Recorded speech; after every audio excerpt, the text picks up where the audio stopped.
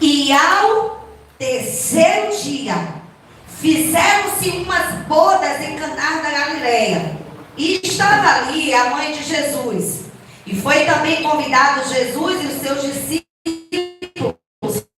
para as bodas. E faltando vinho, a mãe de Jesus lhe disse: não tem vinho. Disse-lhe Jesus: mulher, que tenho eu contigo? Ainda não é chegada a minha hora. E sua mãe disse aos serventes: fazei tudo o que ele vos disser. E estavam ali postas 6 talhas de pedra para as purificações dos judeus. E em cada uma cabiam 2 ou 3 almudes. Disse-lhe Jesus: enchei de água essas talhas. E encheram-nas até em cima. E disse-lhe: tirai a água e levai ao mestre-sala. E levaram.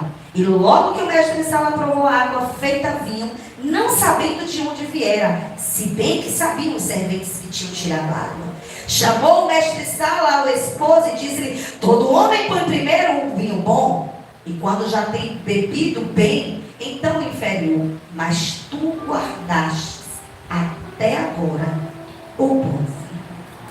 Pai, no nome do teu Filho amado Jesus Cristo, nós queremos bem dizer o teu nome, te agradecer por tudo aquilo que foi feito neste lugar. Te pedimos, Senhor, sela cada palavra falada aqui e honra, meu Senhor, esta casa para a glória do teu nome. Agora eu quero te pedir, Espírito Santo, nos dê graça, nos dê sabedoria. Senhor, assim como o apóstolo Paulo disse sobre o espírito da nossa mente, que o Senhor seja o espírito que permeia a nossa mente. Senhor, fala com teu povo através da minha vida, se essa for a sua vontade. Eu me ofereço, Senhor, como instrumento do Senhor nessa manhã, mas eu também te peço, destrava a mente do seu povo, tira todo emaranhado da mente, e desde já, nós já proibimos e coibimos toda interferência do mal, todo peso, todo cansaço, toda fadiga, toda distração, bate e retirada do nosso meio, no nome do Senhor Jesus Cristo, e que os teus anjos estejam neste lugar acampados ao nosso redor, batalhando e pelejando, Senhor, que o nosso coração seja uma boa terra fértil, para receber a boa semente que é a tua palavra, e ela possa germinar para a glória do teu nome. Fica conosco, Senhor, nos ajude nessa manhã, no nome de Jesus. Irmãos, serei breve, eu consigo, mas o que eu quero é que vocês possam entender a realidade espiritual da palavra de Deus. Preste atenção, irmãos. O mundo em que nós vivemos, ele é carregado de uma aparência exterior. O mundo vive de aparência, sem uma realidade concreta. Observe, estava acontecendo uma festa de casamento. Estavam todos alegres, todos festejando, todos achando que estava tudo certo. Só que tinha um detalhe: na casa, o vinho havia acabado. Todos estavam saltando de alegria, todos estavam despreocupados, porque não sabiam que, na verdade, não havia mais vinho. A realidade interior era muito diferente da aparência exterior. E é isso que esse mundo vive. As pessoas vivem como se o Senhor não fosse voltar. Elas destilam uma alegria e uma felicidade sem saber que não tem mais vinho. Porque o verdadeiro vinho é Cristo. E se Cristo não estiver na nossa vida, é só fake, é só mentira, é só aparência. Olha para o seu irmão. Já começaremos assim. E diga: você pode até estar vivendo de aparência. Você pode até estar vivendo de aparência. Mas Jesus conhece o seu interior. Jesus conhece o seu interior. Por fora, eu imagino os vizinhos ouvindo os gritos de júbilo, a aparente alegria, mas no interior, lá dentro, só Jesus sabia tinha vinho.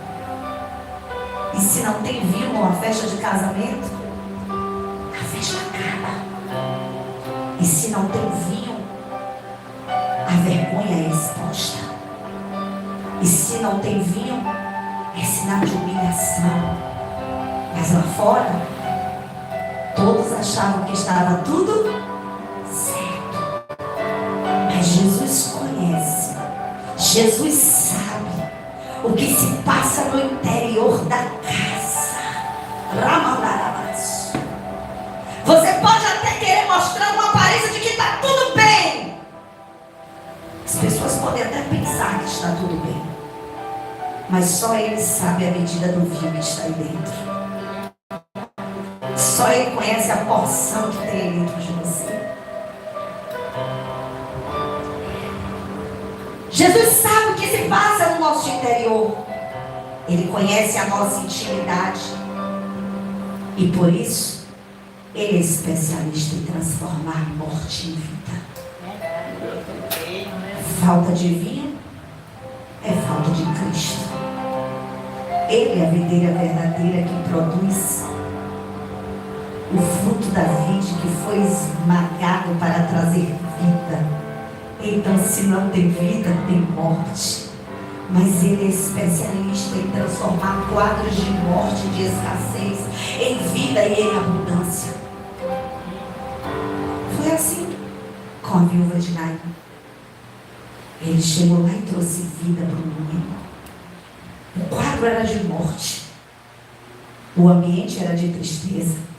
Mas quando ele chega, ele traz vida. Foi assim com Lázaro. Todos estavam desesperados, chorando. O ambiente era de luto. Mas quando ele chega, ele converte a morte em vida. Foi assim na casa de Jairo. A morte bateu a porta, mas o Senhor trouxe vida para aquela que não tinha vida. Só que tem um detalhe: Ele só traz vida onde Ele é convidado. Ele só traz vida e transformação em ambientes que Ele é chamado. Verdade, A Bíblia diz que a mãe dele foi convidada e ele também foi convidado, ele também foi para aquela casa. O problema não é a condição na qual estamos vivendo, é saber quem são os convidados. Deixa eu dizer para você, não existe cenário de morte, de escassez que prevaleça se Jesus estiver no interior da casa. Não há relatório, irmãos, definitivo se Ele estiver na casa. Vamos para o versículo. E ao terceiro dia fizeram-se umas bodas em Caná da Galileia. Olha para o seu irmão e diga: Ele precisava ir ao terceiro dia.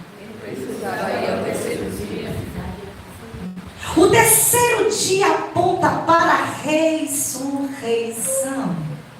Foi no terceiro dia que Jesus ressuscitou. Foi no terceiro dia que Jesus converte morte em vida. E por isso o detalhe de João, ele poderia ter guardado essa palavra, mas você vê que nada solto. Ele precisava chegar no terceiro dia, porque o terceiro dia aponta para a vida e ressurreição. É no terceiro dia que a morte abre espaço para a vida. É no terceiro dia que a escassez dá espaço para a abundância. Vai para Lucas 24, versículo 3.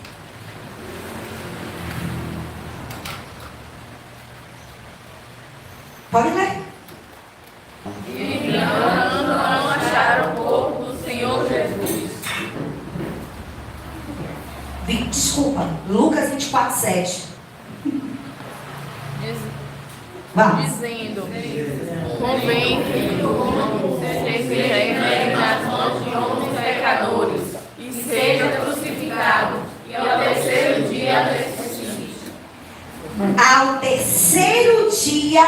ressuscite. Então ele é aquele que precisa vir ao terceiro dia.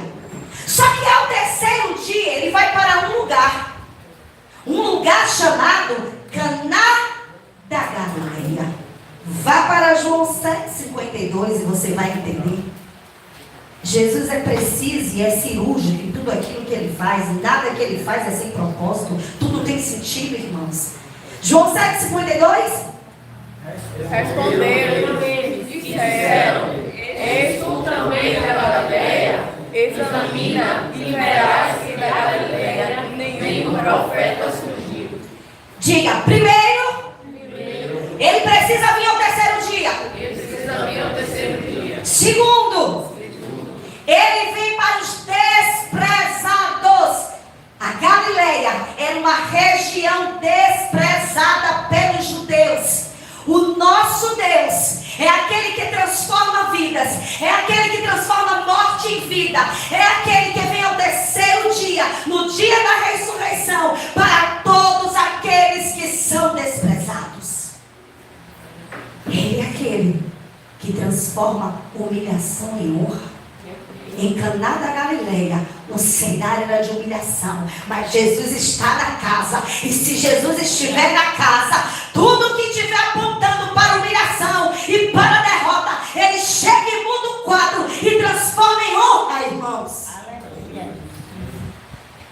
Primeiro, ele é aquele que vem no terceiro dia. Segundo, ele vem para os desprezados. E terceiro, o texto diz, versículo 2 do capítulo 2. Vamos lá? Pode ler? 2:2. João 2:2. E foi também convidado Jesus e seus discípulos para as bodas.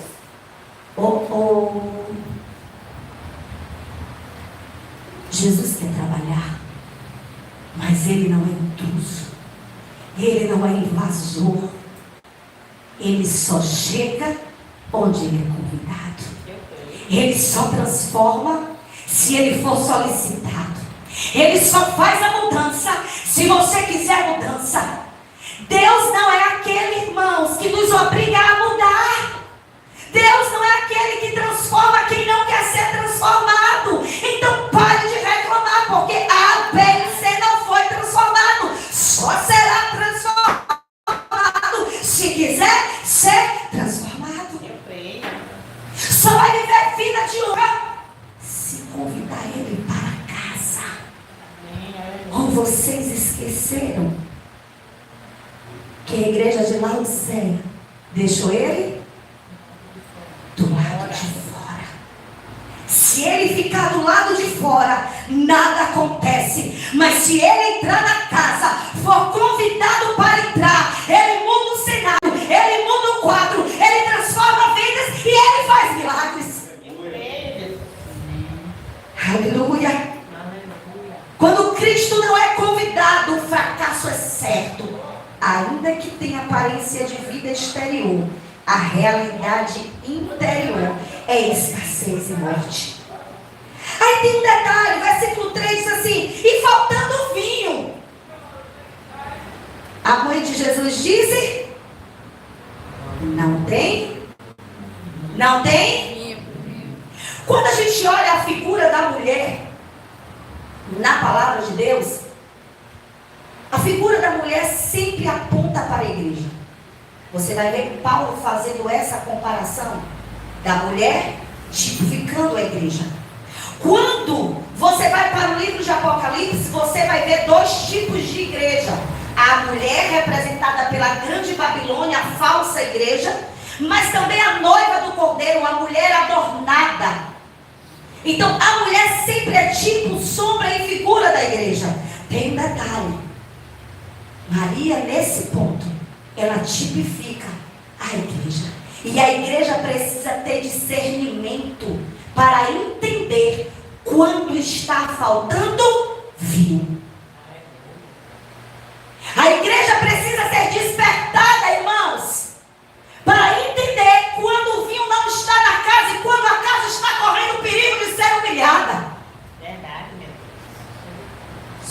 Porque a igreja tem que se colocar na posição de igreja. Não é a igreja que está acima do cordeiro. É o cordeiro que está acima da igreja. É por isso que ele diz mulher. Ele não disse mãe. Ele disse mulher. Mulher, o que tenho eu contigo. Ainda não é chegada a minha hora. Por quê? Porque não é a igreja que governa acima de Cristo. Não é a igreja que diz o momento e nem a hora. É Cristo que é o cabeça da igreja. É Ele que governa. Meu querido, você pode querer, desejar muitas coisas, mas deixa eu te dizer, faça tudo o que Ele disser. Quer vitória? Ouçam a voz do Cordeiro e façam o que o Cordeiro lhe mandar fazer, ainda que você não queira. Seja obediente à voz do Cordeiro, siga a direção do Cordeiro, caminhe na palavra do Cordeiro e você vai ter vitória. Mulher, o que tenho eu contigo? Ei, vocês não entenderam quem governa a casa? Vocês não entenderam quem é o Senhor da casa? Quem governa é o Senhor. Então o que eu quero, o que eu penso, o que eu sinto, não importa. Fazei tudo o que Ele disser. Se você fizer tudo o que Ele disser, a vitória está garantida. A honra virá. A provisão chegará. A vergonha dará espaço para a honra. A tristeza dará espaço para a alegria. E você vai viver dias de abundância na presença do Senhor. Fazem tudo o que Ele vos disser. Em Caná, lugar de desprezados, sem aparência, porém Jesus estava na casa. E se o Senhor está na casa, o milagre acontece. Se o Senhor está na casa, a morte vira vida. Ele é aquele que vem ao terceiro dia para os desprezados, transformando vidas. Detalhe.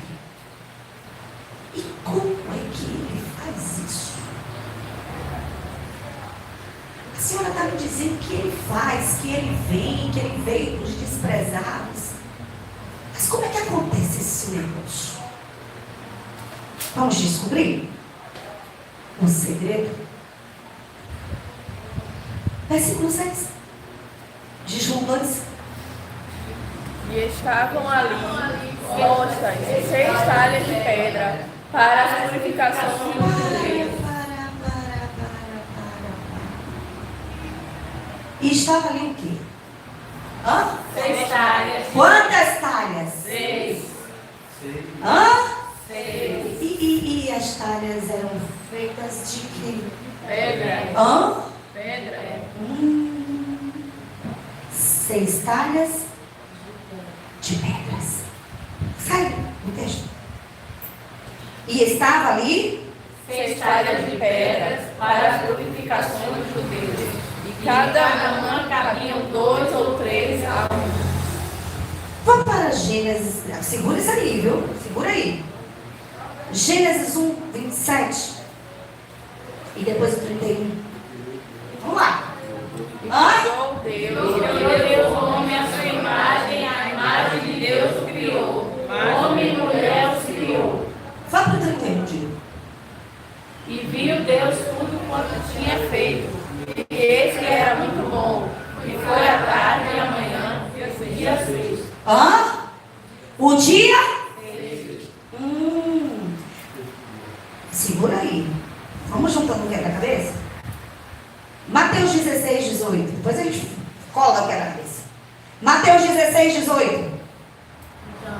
Também eu te digo que tu és Pedro, e sobre essa pedra edificarei a minha igreja, e as portas do inferno não prevalecerão contra te digo, tu és?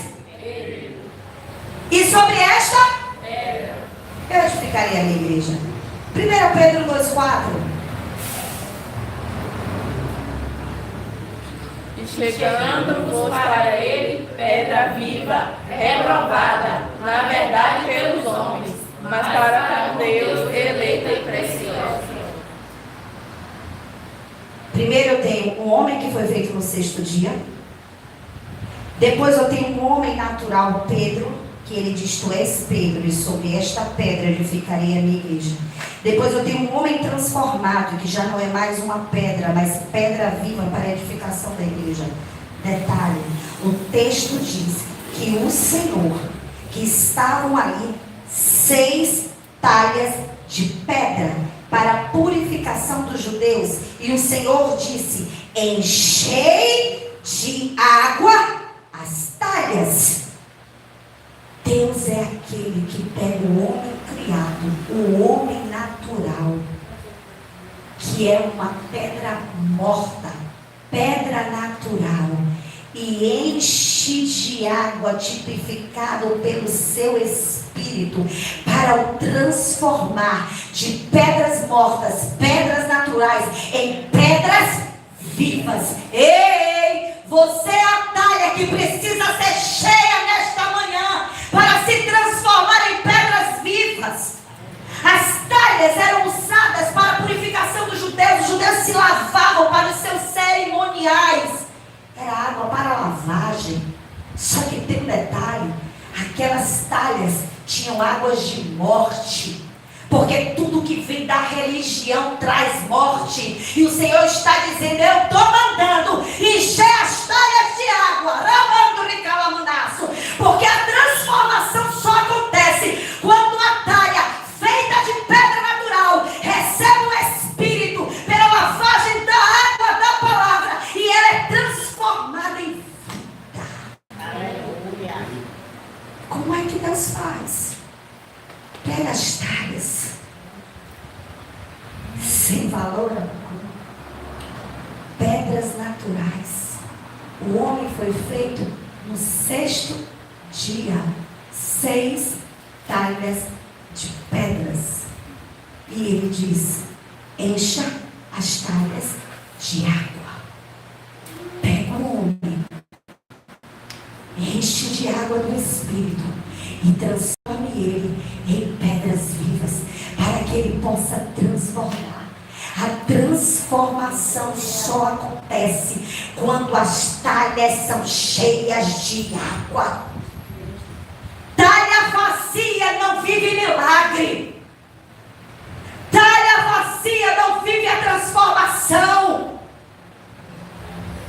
Talha vazia só serve para as pessoas usarem para se limpar, para se beneficiar. Talha vazia só serve de uso para o homem natural. Mas as talhas cheias são usadas pelo Senhor para gerar vida, alegria, transformação, para dar honra na casa, alegria na casa, satisfação na casa. Ei, meu querido, que tipo de pedra você é? Que tipo de talha você é? Porque a talha contém água. Qual é a água que está dentro de você? É água de morte ou é água de vida? Se for o Senhor aquele que te enche, fica tranquilo, porque o milagre vai acontecer. Se for o Senhor aquele que te enche, e Ele diz, enchei-as até em si. A vontade do Senhor é você transborde como uma talha de pedra cheia de água, mas segundo a palavra dele. Declaro nessa manhã, antes de recebermos o Espírito, éramos somente pedras sem vida. Depois que fomos cheios da vida de Deus, fomos transformados em pedras vivas. Meu Deus.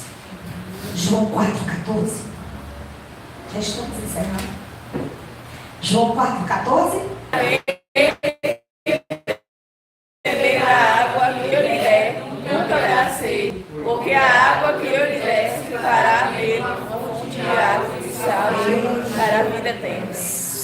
quer que você se transforme em fonte. O Senhor está liberando uma água para dentro de nós. Ele está dizendo: enche a talha, meu irmão. Enche a talha, meu irmão. Busca do Espírito. Seja você a fonte para alimentar outras vidas. Muda a rota, meu irmão. Para de ser ressequido, sem vida. Chama Ele. Pede a Ele. Ele quer te encher. Que está esperando experimentar da vida que vem de você, Talha. João 7,38. João 7,38. Quem crê em mim, como diz a Escritura, rios de água viva correrão do seu ventre. É fonte e é rio. É fonte e é rio. É de dentro de você que vai fluir. Não é do amigo, não é do parente. É de dentro. Essa água precisa jorrar. Declare nessa manhã: onde tem o Espírito tem vida. Onde tem o Espírito tem vida. Onde tem o Espírito de transformação. Onde tem o Espírito de transformação. Onde tem o Espírito tem milagre. Onde tem o Espírito tem milagre. Essa é a vida em ressurreição, que garante que a festa não se acabará. Eclesiastes 7:8. Eclesiastes 7:8. Melhor é o fim das coisas do que o princípio delas. Melhor é o paciente de espírito do que o altivo de espírito. E primeiro o vinho, quando já se tem bebido bem, então inferior, mas tu guardaste o melhor vinho. Ei, o melhor vinho é para agora. O melhor para esse tempo. Você achou que o começo das coisas estava bom, mas você não conhecia a realidade de quem era Ele. Você não tinha experiência com Ele. Você ouvia somente, conhecia Ele de ouvir falar. Mas o livro de Eclesiastes diz: é melhor o fim das coisas do que o início delas. A glória se manifestou no fim, não foi no início. Esqueça o que passou, porque esse é o tempo que o Senhor está fazendo. Esse é o tempo que nós viveremos milagre. Esse é o tempo que o Senhor quer nos encher com aquelas talhas e mostrar para o mundo a transformação que Ele tem feito nas nossas vidas. Olhe para o seu irmão e diga: o mesmo que transforma água em vinho, quer transformar a sua vida. Por meio do Espírito da vida. Olhe para ele e diga assim: meu irmão, a água que nos limpa é a mesma que traz consigo alegria.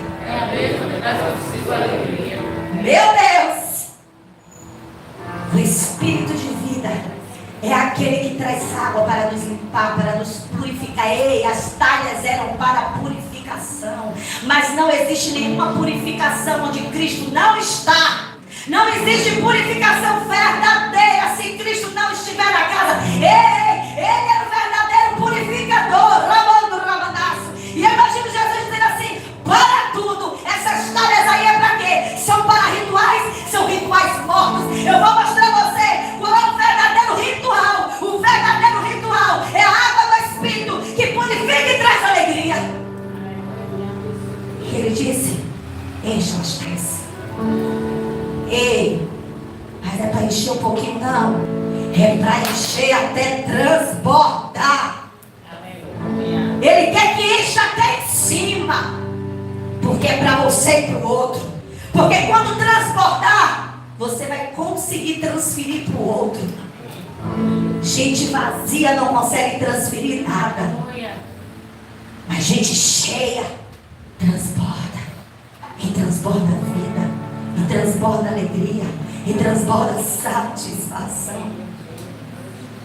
Fique de pé nessa manhã. Glória a Deus. Cristo é o melhor vinho. E esse vinho não nos foi apresentado no começo. Está sendo apresentado agora para mim e para você. do fio que é gerado de uma vida de transformação. Ele passou por esse processo de transformação. É por isso que ele pode ser o melhor vinho.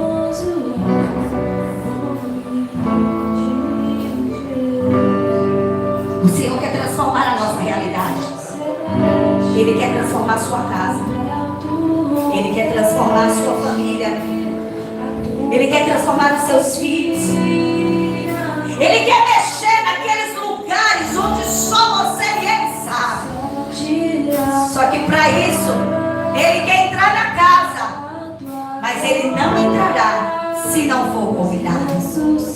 E quando ele entrar, ele está pedindo acesso. Faça tudo o que ele disser. E você não vai se arrepender. Você não vai se decepcionar com ele. Ele é aquele que transforma cenários de morte em vida, humilhação em honra, tristeza em alegria. Mas para isso, meu irmão, enche essa área, transforma.